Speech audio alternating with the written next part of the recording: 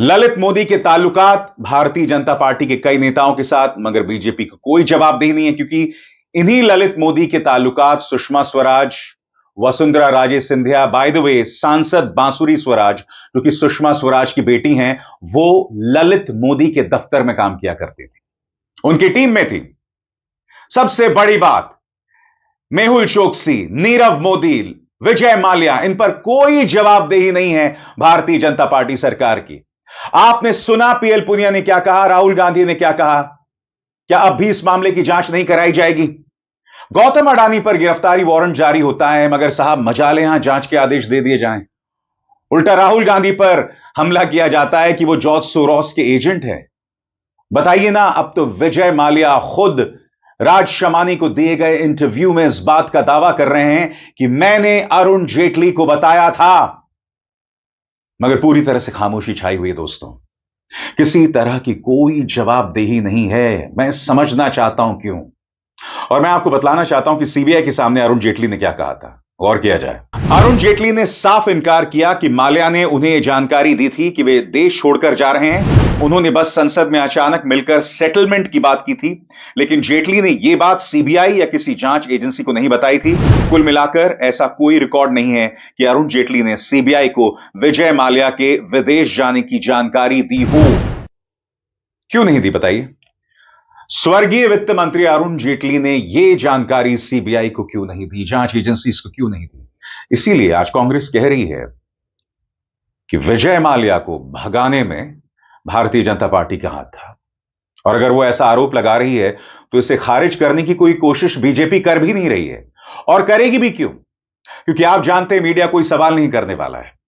Media उन्हें कटघरे में नहीं रखेगा। यह मुद्दा बहुत अहम है दोस्तों, क्योंकि सवाल सिर्फ विजय माल्या का नहीं है। सवाल मेहुल चोकसी, नीरव मोदी, ललित मोदी, इन तमाम लोगों का है जिनके ताल्लुकात कहीं ना कहीं भाजपा से दिखाई देते हैं।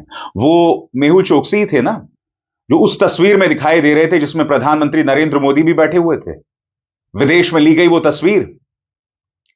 इतनी तस्वीरें हैं, इतने प्रमाण हैं, मगर साहब मजाल मीडिया इस पर कोई चर्चा भी करे।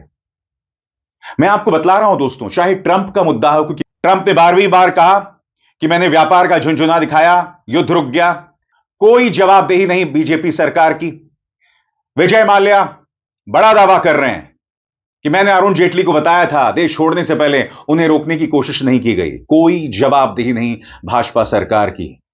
कुंभ में इतना बड़ा हादसा हो जाता है, मैं आपसे फिर पूछना चाहता हूं, कितने लोगों पर कार्रवाई की गई थी? बताइए, कितने लोगों पर कार्रवाई की गई थी?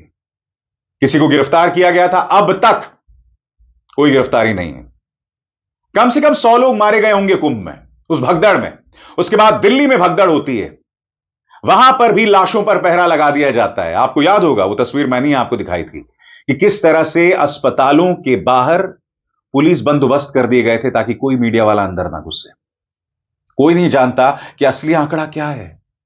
यह हो रहा है संगोल युग में। और दूसरी तरफ जब चिन्ना स्वामी स्टेडियम में भगदड़ मचती है, तब गोदी मीडिया दहाड़ कर सवाल करता है, और करना भी चाहिए। मगर सबसे बड़ी बात, वहां की सरकार कार्रवाई कर रही है। सिद्धरमैया और डीके शिव कुमार, मुख्यमंत्री और डिप्टी चीफ मिनिस्टर, सामने आते हैं, माफी मांगते हैं। मुख्यमंत्री आदित्यनाथ ने माफी मांगी थी? बिल्कुल नहीं मांगी थी। जब वो दुर्घटना हुई थी तो याद कीजिएगा, उस भगदड़ पर गोदी मीडिया के गुर्गे डिफेंड करने की कोशिश कर रहे थे मुख्यमंत्री आदित्यनाथ को। मुख्यमंत्री आदित्यनाथ ने 16 घंटे तक स्वीकारा नहीं था कि ऐसी कोई भगदड़ हुई है, ऐसी किसी की मौत हुई है। बाद में आकर आंसू बहाना बहुत आसान है, इमोशनल अत्याचार करना बहुत आसान बात है। मगर दूसरी तरफ कांग्रेस शासित कर्नाटक के चिन्ना स्वामी स्टेडियम में भगदड़ मचती है, और इस शख्स को देखिए, ये हैं आरसीबी के मार्केटिंग हेड निखिल सोसाले। इन्हें बेंगलुरु एयरपोर्ट पर जो है वो गिरफ्तार किया गया है, क्योंकि सोसाले वो शख्स थे जिन्होंने विक्ट्री परेड की घोषणा कर दी थी बगैर पुलिस की इजाजत के। इन्हें लगा कि 18 साल बाद हम ये कप जीत गए हैं, लिहाजा कुछ भी करो। अब इस शख्स को गिरफ्तार कर लिया है बेंगलुरु पुलिस ने। सबसे बड़ी बात, मुख्यमंत्री सिद्धरमैया ने कुछ पुलिस वालों को भी सस्पेंड किया। हालांकि मैं नहीं जानता हूं उन्होंने ऐसा क्यों किया। क्योंकि यहां पर पुलिस की गलती नहीं है। पुलिस ने इस विक्ट्री परेड की, इस भीड़ की इजाजत नहीं दी थी। यहां अगर किसी की जवाबदेही है तो सरकार की है और आरसीबी की है। और मैं आपको बतलाना चाहता हूं कि कर्नाटक सरकार ने क्या क्या कदम उठाए। और मैं इसलिए बता रहा हूं कि कुंभ में या दिल्ली में मची भगदड़ को लेकर किसी की गर्दन पर गाज नहीं गिरी थी। गौर किया जाए, सरकार ने घटना की मजिस्ट्रियल जांच के आदेश दिए हैं ताकि पता चल सके कि कहां चूक हुई और कौन जिम्मेदार है। दूसरा, मुख्यमंत्री सिद्धरामैया ने मृतकों के परिवार को 10 लाख रुपए मुआवजा और घायलों को मुफ्त इलाज देने का ऐलान किया। तीसरा, कई सीनियर पुलिस ऑफिसर्स को सस्पेंड कर दिया गया है और मुख्यमंत्री के राजनीतिक सचिव को भी हटा दिया गया है। सरकार ने कहा है कि अब से सभी बड़े इवेंट्स के लिए स्टैंडर्ड ऑपरेटिंग प्रोसीजर बनाई जाएगी, जिससे भविष्य में इस तरह की घटनाएं रोकी जा सकें।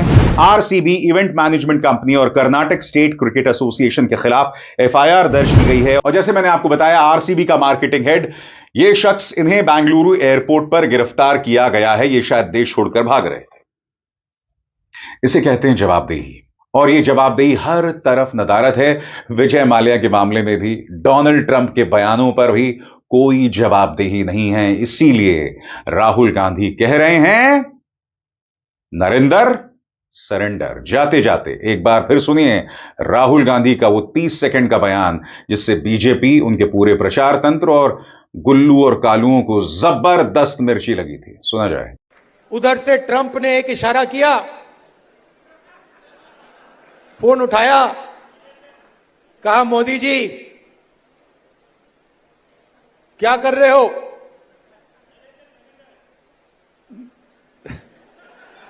नरेंद्र सरेंडर।